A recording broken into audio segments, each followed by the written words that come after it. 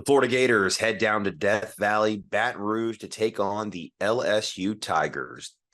Tonight, we preview the showdown in Louisiana and talk about what the Gators have to do to pull off a massive upset. This is the In All Kinds weather forecast.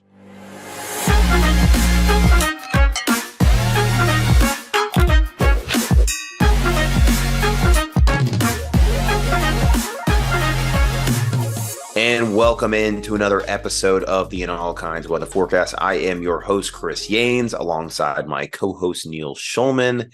And we are going to be previewing the showdown in Death Valley, Baton Rouge. The Florida Gators travel to take on the number 14 LSU Tigers. They are coming off a loss as well at the hands of the Alabama Crimson Tide on the road, 42-28. The Gators, of course, coming off an excruciatingly tough loss, being upset in overtime by the Arkansas Razorbacks, 39-36. A team that LSU almost was upset themselves at home several weeks ago. Before we get to all of that, though, I want to make sure that we shout out the Gator Good Foundation. Make sure to continue to go support them as they just sent Tyson Wills this past weekend. And in the future, look out for more updates with the Gator Good Foundation in ways you can support the next lucky Gator fan next season to attend their first home football game. Also want to make sure that you're supporting the show here. Make sure to like, hit subscribe at the bottom, leave a comment, rate, review the show in audio formats. Helps us reach all of Gator Nation and bring you more great content.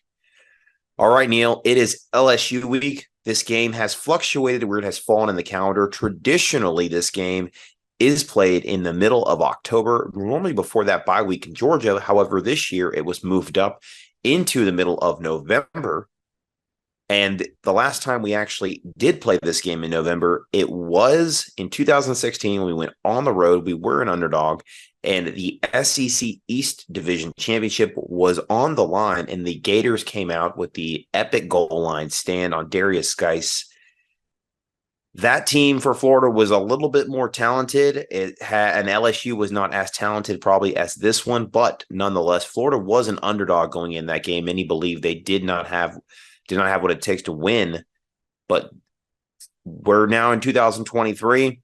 The Gators are in search of at least one more win of the next three against LSU, Missouri, and Florida State to gain bowl eligibility. Can they do it?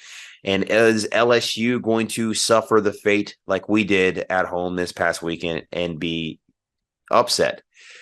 Neil, we talked ad nauseum our thoughts on Billy Napier and where the future of the program was headed at last podcast. We said Napier, in order to get back in the good graces of the fan base, he needs to, if he pulls a gigantic upset, can definitely win a lot of fan favor back, maybe get his seat for going from hot back down to warm or off it completely. Can LSU do that for him? That's where I'm going to open the show up tonight and ask you, what would a win over LSU mean for Billy Napier? It would throw water on a fire. It would definitely... I don't want to say necessarily that his seat is on fire, but just in a pure metaphorical sense, it would have that effect. It would definitely quell some of the noise in the system, as the Ron Zook era quote went. It would not absolve him of blame completely, because there have been issues this season that we told everybody, and we're not alone in this. Everyone, I think, who really follows football could have predicted for themselves that if you don't hire a real special teams coordinator, if you don't delegate the play calling on offense, you're just going to have the same problems rear their ugly heads again and again. And they've happened again and again, as we all knew was going to happen. So that doesn't change with an upset win over LSU. Obviously, it would get us to a bowl game, which is something that we were very concerned about after Arkansas was not going to happen. And it certainly, I think if you're talking, betting odds and favorites in Las Vegas and everything, probably is the favored result of the season. Like, if you were to say, is it more likely for Florida to make a bowl game or not make a bowl game? Probably not. So that would be good, but it would just be a short-term celebration. And I think all of Gator Nation would be saying, okay, that's nice. Now what? What are you going to do this offseason? How are you going to overhaul the coaching staff this offseason? It would feel good. It would be nice. especially for me, having been in Omaha for that World Series finals back in June and listening to them go, it sucks to be a Florida Gator, and seeing them all do the chomp in our faces. It would be nice to get a small measure of payback. But as we'll talk about, there are not a lot of reasons to objectively believe that that's going to happen. Yeah, and even if we do win this game, I agree. We said last show, Florida, if Billy Napier wins out and goes 8-4, beats LSU, beats Missouri on the road, then comes home and beats a top 4 FSU team, he's still got to make changes. It doesn't change the trajectory of what's coming this offseason. He has to make changes in order for some semblance of progress to eventually occur within the program.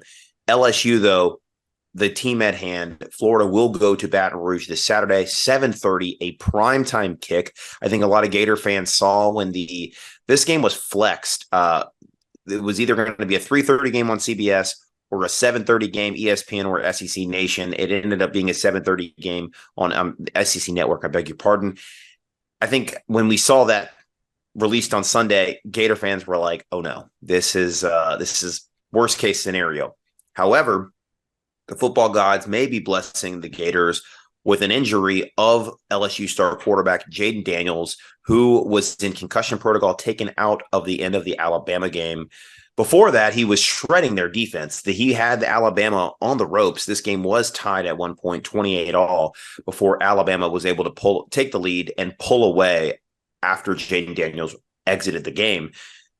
Doug Nussmeier's son, Garrett Nussmeier, is the backup quarterback for LSU. He would be the quarterback we would be taking on in this game. He was a 4-star rated prospect out of high school. Not a bad quarterback as far as the high school rankings go. Limited in experience, and this would be a certain test for him against a Gator defense that has shown some success this early of the season and is looking for success again after having several bad results over the past couple of weeks. But that's who we'd be taking on. And I think a lot of Gator fans would really love to relish in beating the Doug Nussmeier son, and not that Garrett Nussmeier had anything to do with the offensive woes of Florida back in the mid-2010s in the Jim McElwain area. But I think a lot of Gator fans would see that Nussmeier name and at least chuckle at the fact that they were able to beat somebody in the Nussmeier family as some sort of ball payback, as Neil likes to talk about. We need something to feel good about right now, Chris. The Gator fan base needs something to feel good about. And I would say, I'd wager to say that seeing a Nussmeier be responsible for a loss in a game that involves Florida football for a change that doesn't involve the Gators themselves taking the loss would qualify. Like, yeah, we're grasping at straws, literally, like that Bob's Burgers meme. We're literally grasping at straws, but that's where we are right now, because that's the damage that Arkansas loss did. Yeah, and Jayden Daniels is a heck of a quarterback. And I guess I ask you this: how much of a change does your outlook on this game? How much does it change if Jayden Daniels does not play and we face Garrett Nussmeier? A bit. I wouldn't say it changes who I think wins the game, but there's no disputing that Jayden Daniels can do things with his legs that Nussmeier just doesn't have in his arsenal. He's just he's explosive. He's, how do I put this? I don't want to say a poor man's Jordan Travis. I don't want to say like I think he's better. I actually think he might be better. To tell you I think in some ways he's better. I think he's better as a thrower. He's a better passer than Jordan Travis. I think as a runner, he is maybe a step or two behind Travis. Travis has some elusiveness that I mean, that's just a different type of athlete. But I mean, 6 1 doesn't know the other. They're both elite quarterbacks at the college level. Florida's going to have their hands full with both of them.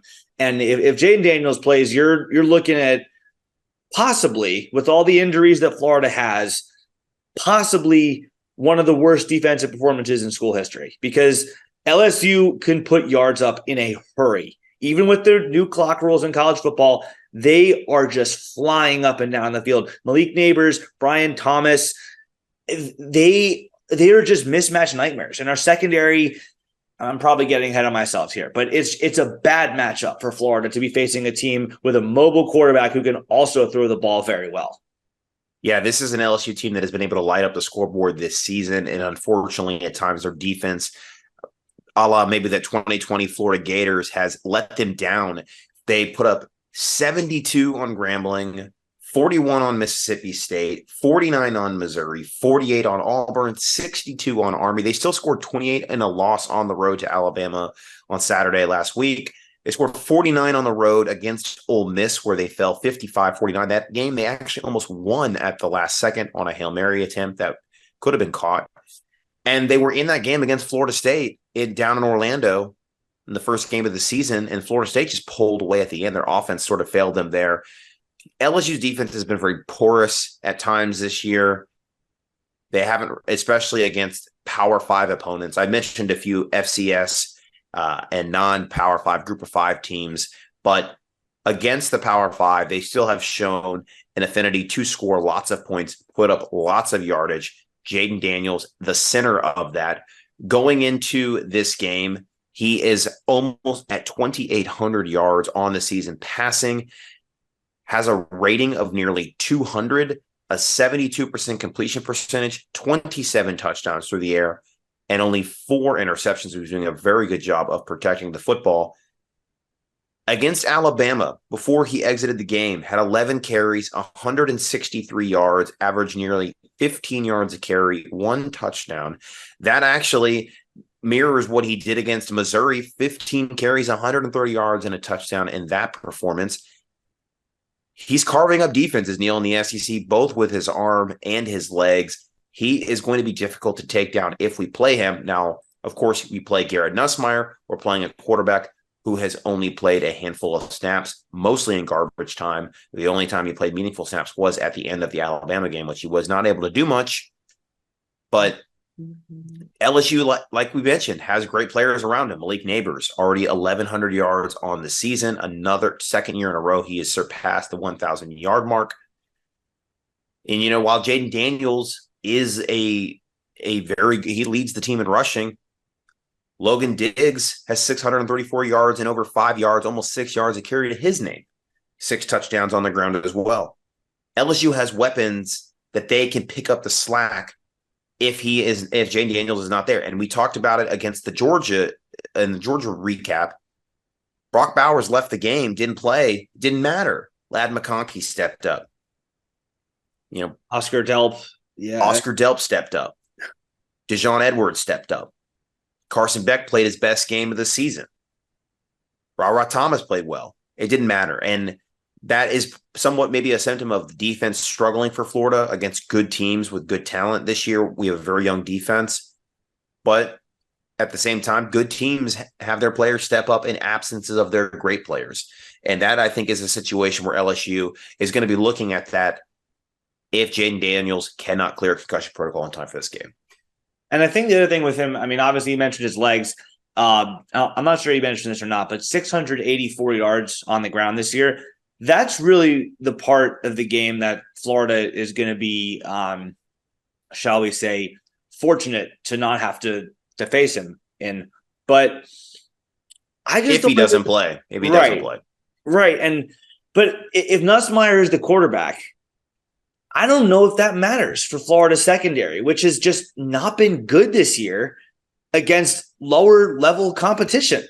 Arkansas is not a great football team. I know KJ Jefferson himself is a decent quarterback, but their skill position guys aren't that great. They don't have a Malik Neighbors or a Brian Thomas or a Kyron Lacey like LSU does. They don't have that kind of talent. They sure look like they did, but they don't. And now we're going to be going up against a team that does have literally that talent. They do have Kyron Lacey. They do have Brian Thomas. They do have Malik Neighbors. They do have Mason Taylor, who, by the way, fun fact, is the brother of Cole Taylor, who owned the shoe that Marco Wilson threw down the field. They do have that kind of talent on the field. And Florida has a habit of making mediocre quarterbacks look great this year, the exception being Joe Milton. We made Nate Johnson of Utah and Bryson Barnes of Utah look really, really good against us. We made we made Seals of Vanderbilt look good.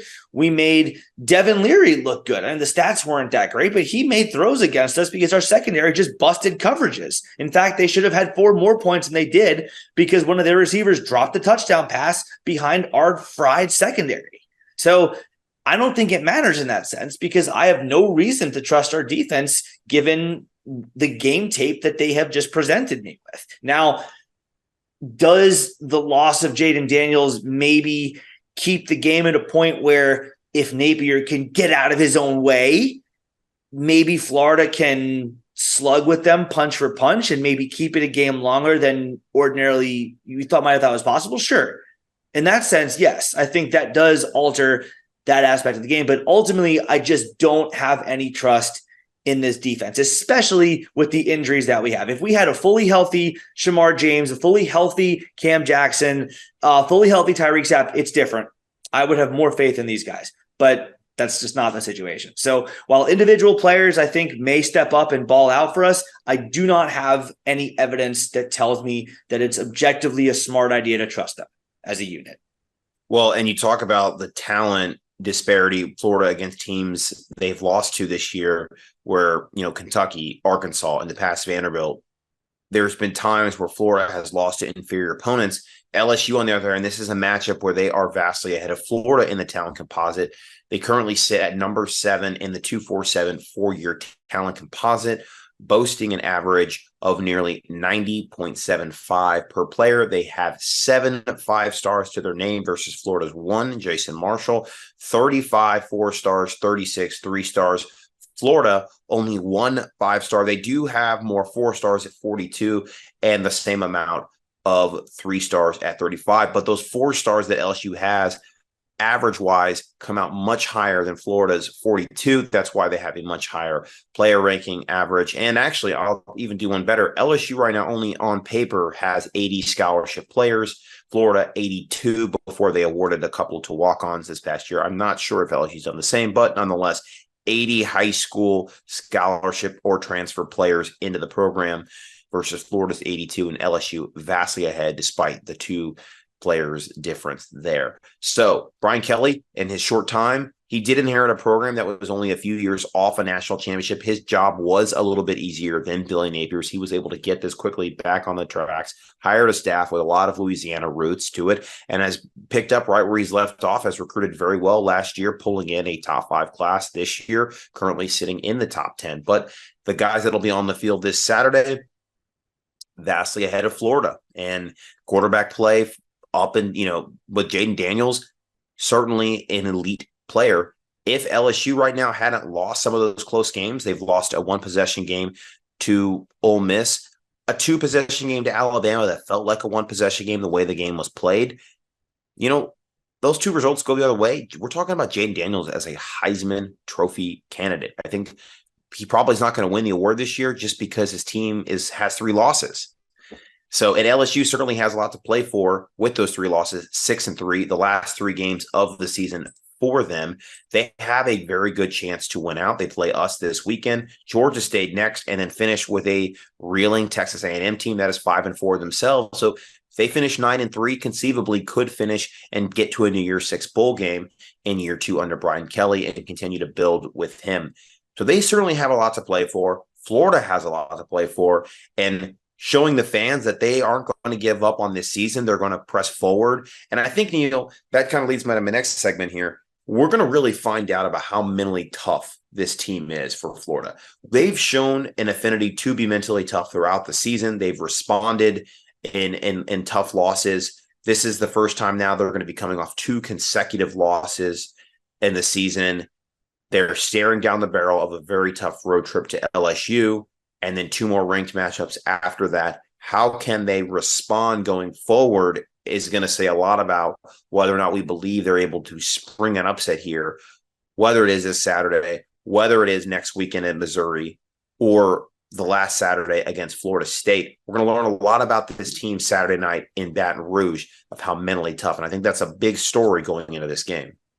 It definitely is. And I think when you're talking about 18 to 22-year-old kids, or 26-year-old kids, I guess now with the portal and the 12th year of eligibility some kids get. But when you're talking about college kids, the nobility line of play for pride, play for your school, play for your brother next to you, that's all great.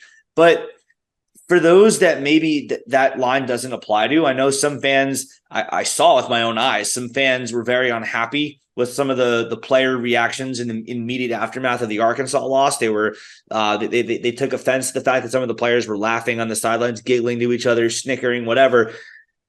Regardless, you as a player, your role now is to put out game tape that justifies a position next year. Because if you're going to be part of this program's rebuild, or if you're going to the NFL, or even if you want to transfer, you're putting game tape out there that is going to decide what your future is. Like we've said before on the show, your game tape is your resume. It is your film is all you have to sell yourself. You can be a smooth interviewer. You can be slick and give all the right responses, be very well media trained. Ultimately, the tape that you put out there is what dictates what happens next for you. So we're going to find out who is going to be willing to do that grunt work, who's going to be willing to maybe put themselves in physically uncomfortable situations, like maybe laying out for a tackle, when I think anyone who's ever fallen down on the ground knows that it's not necessarily the most pleasant thing to do. Even with pads on, you got to do it because you're part of a football team that frankly needs everything from you if it's going to be even somewhat successful this year. When it's all said and done and we're talking about the history of Gator football, and was 23 a successful year or a failure of a year, we're going to need efforts like that from these guys. I'm looking for specifically the offensive line.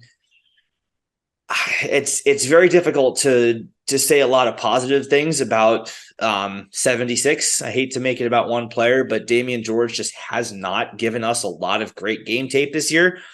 Very difficult to say a lot of great things about Jason Marshall. Yes, he has on some individual plays, he has made good plays. He had a few pass breakups against Georgia, had a couple of nice plays against Arkansas, but again, the sum of his tape just isn't that fantastic, especially for a 5-star. You need to see guys like that step up, and you need to see the younger guys who are stepping into larger roles play well, because again, you're playing for yourselves and your futures. So let's see how much that means to you. Yeah, you got to play for the logo on your chest. You got to rep the university in the best way possible and play for your team, play for university, but of course, play for yourself. You've been shown up now in 4 matchups this season. Many believe you're not going to win this game. Many believe you're not going to make a bowl game. Vegas predicted you weren't going to make a bowl game, and now they're being justified in that prediction, and a lot of the media prognosticators are too at the same time. Prove them wrong. Prove us wrong. Prove everybody wrong, because not a lot of people really believe in you right now. And I do think this team has a chance to spring an upset at the end. I will go out on a limb, and I'm not sure I'm believing it's going to be this one, but I could see us beating Missouri or Florida State to end the season. And not to give them my prediction at the end, that we'll get to those at some point in this podcast. I mean, you did, but okay. I think everybody kind of knows where this one's going, and I think when we looked at the schedule going in this season, there were 2 games where people were like, yeah, there's no shot. And it's Georgia and LSU. And here we are, LSU week. Georgia, we were certainly proven right on that one, unfortunately. And I think a lot of people are going to say that Florida has no chance to win this game at all. And this one, people thought that LSU had no chance to beat Florida 3 years ago in the swamp, when they basically had no scholarship players, or hardly any scholarship players, to fill the team. And they still found a way to win on that foggy night in Gainesville. Weirder things can happen in college football. That upsets do happen every week.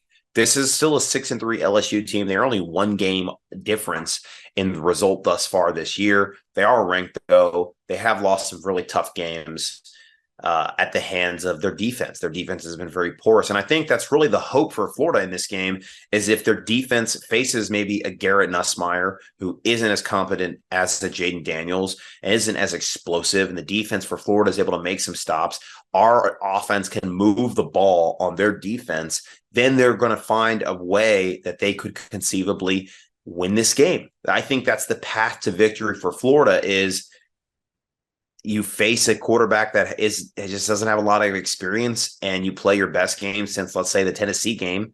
You feed off of the negativity going on around your team, and you use it and you channel it into a game.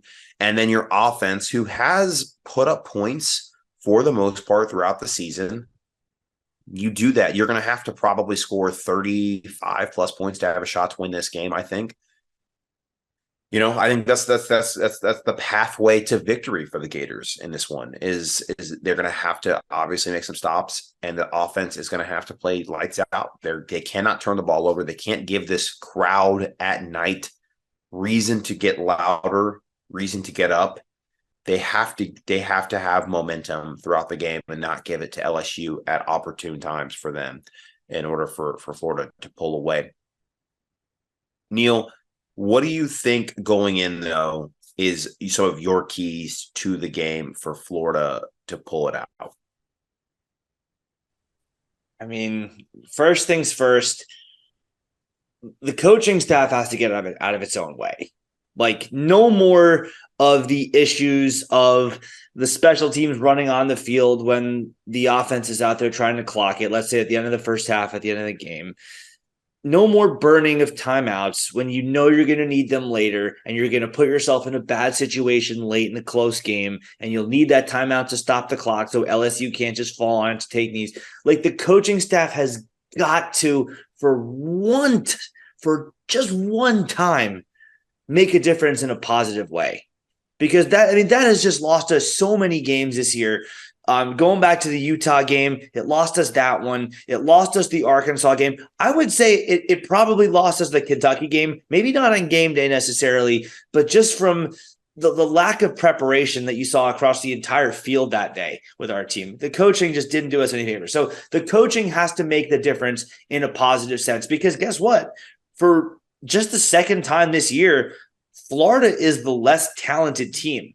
Florida's been more talented than everyone else it's faced this year. They were more talented than Utah. They're more talented than Tennessee, very slightly so, but more talented than Tennessee nonetheless. They were more talented than South Carolina. They were more talented than Arkansas. They're more talented than Vanderbilt. Only Georgia and LSU have clearly got more talent than Florida. So with that being the case, you got to have something else step up. So whether that's for forcing game-changing plays, hint special teams making an impact in a positive way. Maybe the offensive line just steps up and plays like an All-American unit or a Joe Moore unit. I don't think that's likely, but you're going to need something that has gone wrong throughout the course of the year to go right for you, to compensate for that talent disadvantage that you find yourself on the wrong end of. Because again, you haven't won when the talent is in your favor. Enough things have gone wrong to lose you games when you're more talented, and now you are the less talented team. So you're going to need some, dare I even say, miracles to go right your way. Maybe a pick six. I mean, Arkansas got a scoop and score off Ricky Pearsall. You never could have predicted that.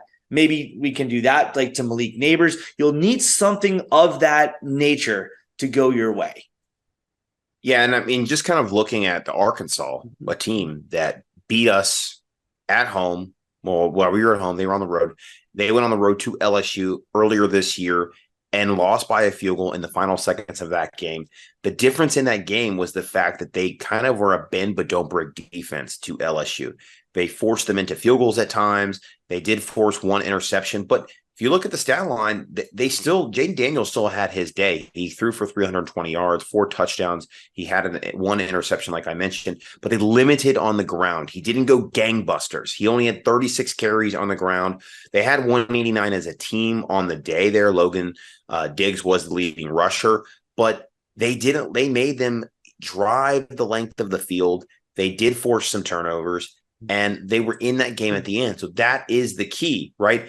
And the other thing was time of possession. They were able to extend drives and stay on the field.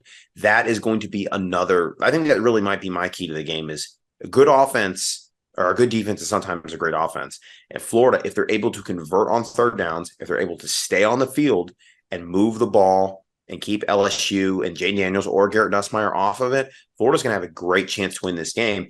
And look, they're playing a defense that has, like I've said, shown a propensity to give up big plays and keep offenses on the field. So take advantage of that weakness on Saturday, keep your offense on the field, and you'll have a chance to make this a game in the fourth quarter and win this game, steal this game. I think that's kind of probably the way it's got to go, is Florida's going to have to go in there and steal this game to win it.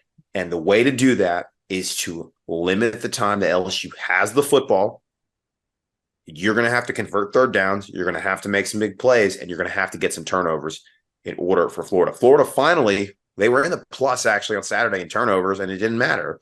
That's the thing, because not all turnovers are created equal. Like the Jordan Castell interception and Ricky Pearsall fumbling essentially for a touchdown. Punt. Yeah. Right. Like, that's a delta of 0, but that's not really even, is it? So that's what I'm saying. When Florida's going to need a miracle, they're going to need not just the raw turnover numbers to be in their favor. They're going to need a pick 6. They're going to need maybe they snap the ball over the punter's head and Florida tracks it down in the end zone for a touchdown. They're going to need something crazy like that to go their way. Hey, maybe Florida will even block a field goal for once. I think Florida's allowed to do that, right? Like, it's not against the rules for Florida to make a game-changing play in a positive sense, right? So maybe they can do that and scoop and score for a touchdown, maybe a punt return touchdown, something like that. The supernatural, something like that is going to have to go Florida's way. Because, we know we're going to give up big plays. I listened to you talk about that, and I had to keep myself from laughing on air. Who are you trying to fool? We've seen it. No, we will. I do believe we will. I'm just saying that you're going to have to be bend but don't break, though, in a lot of other cases, and you're going to have to keep the offense on the field like that. LSU to me. Here's the thing. Neil. Here's the thing. If LSU hits a big play and they barely have any time of possession, fine. Then you have to counter with a 5-6 minute drive where then you go down and score. That's the difference. Because then it's not created equal. Whereas, fine, we'll let you have your 80-yard touchdown pass, or we'll let you score in 2 minutes or less. But we're going to go down and we're going to score in 5 or 6 minutes, and we're going to take time off the clock, and we're going to do it by nickel and diming you all the way down the field. And that, to me, is the way you win this game. That's how Arkansas almost sprung the upset on LSU earlier this season, and that's really the way I think Florida is the only way they can win this game. Is that they understand that they're going to give up plays. But if we're able to keep them off the field and limit their possessions, that's the way Florida does it. They have to keep LSU in the 30s to have a shot to win this game. See, that's the problem. I'm terrified at the thought of having 5 or 6 minute drives, because that just gives Mr. Harold Perkins more opportunities to blow through the line of scrimmage and cause havoc. Yeah, but let's face it, our offensive line has not done its job. That's fine, but that's still okay. You're correct, and if he does that, then we're not going to have 5-6 minute sustained drives. It's not going to happen. So this whole key to the game that I'm giving is predicated on that Florida is going to be able to find a way around and scheme around Harold Perkins or around any of their other defenders that are good football players. This is nothing. Yes, of course, Florida has not shown an ability to block players like that this season. I'm telling you, the key to the game is to stay on the field and overcome them and keep LSU in the 30s. Florida, I think, is going to definitely have to score 35 or more to win this game. In other words, do something we haven't seen all year, pull a miracle, and make something that we could never have predicted happen, which is my key. Which is where we're left with, Chris. We have nowhere else to turn. That you just defined an upset. So, that's it. And I'm not sure we're going to predict that, but we'll find out here shortly. All right. So let's head into the final verdict now. Let's give our game predictions, our chances to win. We've given our keys. We've laid them out. Florida needs to pull, obviously, a miracle to win on Saturday. I'm going to go ahead and lead off really quick, though, with what Dustin has given me. Dustin was not able to join us tonight. That's because Dustin's celebrating a birthday this week. So here at the All Kinds of Weather, want to thank him for all that he does for us. He is the lead graphics guy, the producer of this show. He edits all of our shows to make them look as good as they are and has really improved that product this year. So we wish him a happy birthday. Does the model. He does a lot for us here, and we're very thankful for him. So make sure if you all listening to this, let's wish Dustin a happy birthday out on Twitter. He's at IAKOW Dustin. And certainly take a look at his model when he does release it. We'll have those numbers for you later this week. Unfortunately, we don't have them at this time, but we do have the model prediction for this game. The model is predicting, and this is if Jayden Daniels plays, the model is predicting that LSU will beat the Gators 45-24. He's worth about 8 points on offense, according to him. If he does not, then LSU would win 37-24. So right now, Vegas has Florida as a 15.5-point underdog. It opened at 13.5. I think people probably saw the line just like many of us and thought that might be some free money there. So the line has ballooned a little bit up to 15.5. It's actually higher than what the Georgia one was. And that kind of puts you right there. So if Jayden Daniels does not play, certainly look for that potentially to move, and we'll see how quickly, if it moves closer to that 13-point deficit that Dustin had predicted.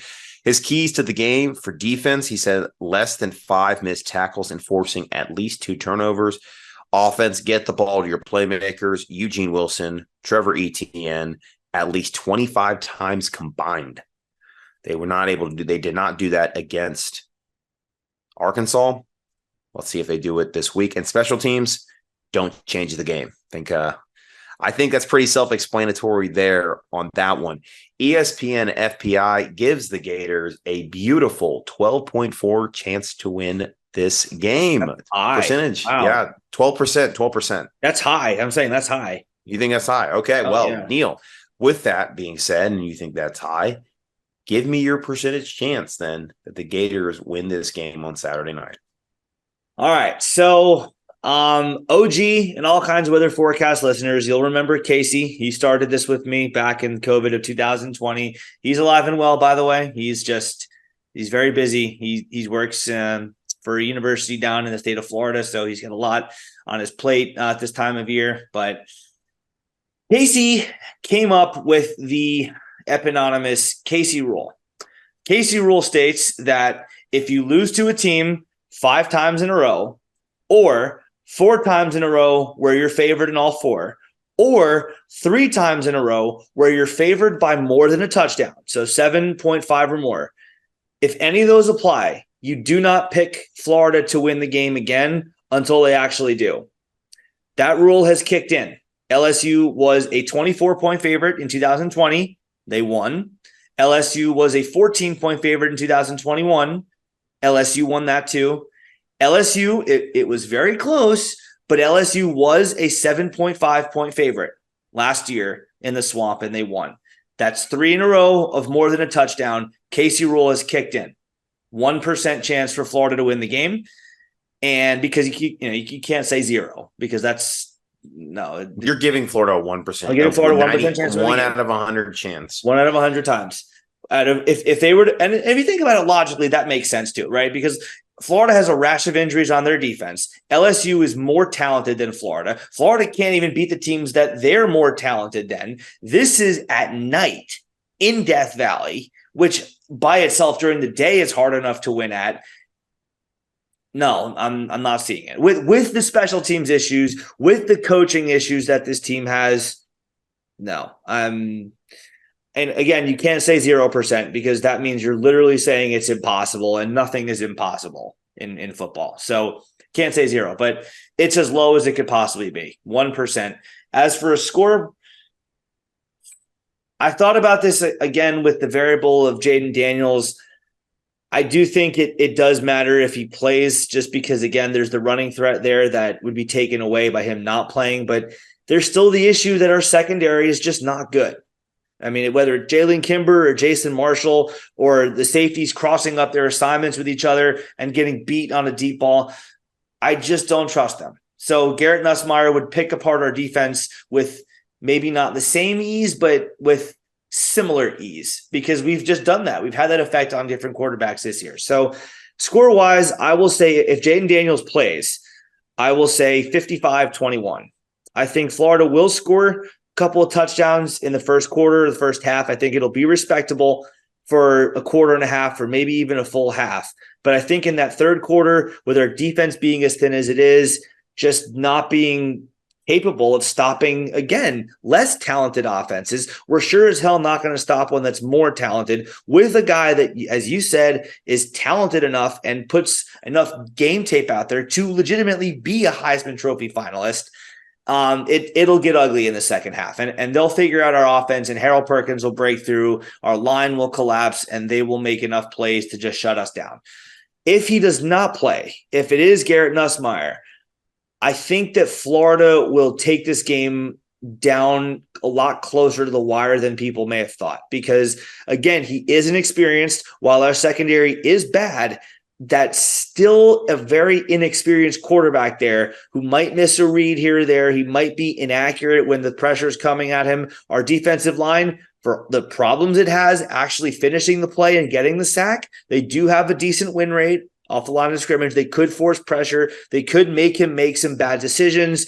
Maybe he throws a ball he shouldn't. Maybe he's hit as he throws, as we saw with Desmond Watson on Joe Milton. Devin Moore says, thank you very much for that. Maybe that helps Florida here or there get a turnover and keep the game close. But if he does play, there's still, again, the problem that I don't trust our defense late in the game. We will break down. They will hit enough plays with their rash of receivers. Again, we mentioned them earlier, but just one more time. Kyron Lacey, Brian Thomas, Malik Neighbors, their tight end, Mason Taylor, just too much for us to stop. So I will say in that case, that is a 41-34 LSU win. So obviously a big difference. Wow. That's so you're because again, you're saying it's a game like Florida's I think it's what's a game. The percentage chance that if Nussmeier plays, what's the percentage chance Florida has to win? I'll say 15%. Okay.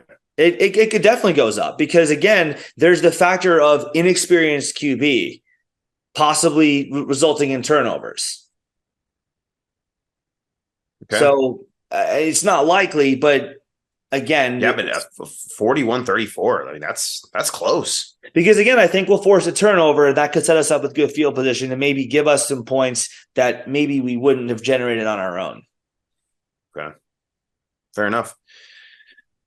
All right, so I'll give my prediction. I guess since we're giving predictions on one way or another, we'll do it again here. We'll post the prediction. We'll know, I think, by Friday what happens here, if he's playing or not, and we'll make a determination on the graphic on official. We're giving our official predictions here if he does not play. So by Friday, hopefully we'll know. So if Jayden Daniels plays, I am predicting that LSU wins 45-31. I think Florida will play with a lot of pride in this game. I think they are going to play for their coach. I think they're going to play for their school. They're going to play for themselves, and they're going to give them the best effort they possibly can. And I think they will actually put up a lot of points in this game because that LSU defense is very porous. I will say Florida with Jayden Daniels has a 10% chance to win. If he doesn't play, I think it doubles and goes to 20. And I think that this is a close game, and I think LSU would win 37-31. So I'm not predicting Florida scores more points, but I am predicting LSU scores less points, and I like Dustin's 8-point difference there. So I'm going to subtract it from my total and say 37-31 LSU if it's Garrett Nussmeier taking the snaps for LSU. I just think an 8-point difference is very low because, again, you're taking the entire running element out of the game. But that you change the game plan. You're changing the game plan. Then I think you get your receivers more involved. You get you in the hands of your other playmakers. Right. I mean, we talked about an inexperienced quarterback at the helm.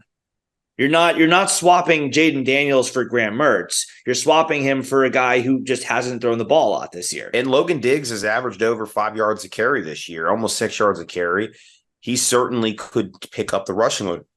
I think it changes what we look at. But I mean, we still, at the end of the day, Neil, we still are saying it's a one-score game in favor of LSU if Nussmeier plays.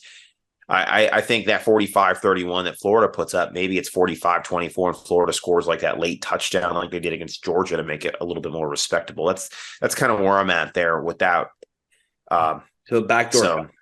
Maybe a backdoor cover. Yeah, I agree. But I think that Florida will be able to move the ball and score on LSU. I just don't. The defense hasn't given me any indication. And like you talked about, the rash of injuries. Cam Jackson, he put out a tweet earlier this week. It does look like he's going to go. The way he's tweeting, I think it would take a lot for him not to play. We know how much this game means to him. He wanted to be an LSU Tiger, as he indicated when he came on our show. And I think he's going to show out for this game if he does play, and that's going to be a huge boost for our defense there on the interior side of things. But we're not going to have Shamar James. We're going to be starting either Manny Nunnery or a freshman linebacker in Jayden Robinson, who played this past Saturday. It's a big drop off from Shamar James, to say the least. And no disrespect to those guys, but Shamar James is shaping into an all-conference linebacker here, and he is no longer with us for the season. So that's going to be really tough moving forward not to have him there. And I will say I'm very high on Jayden Robinson's upside.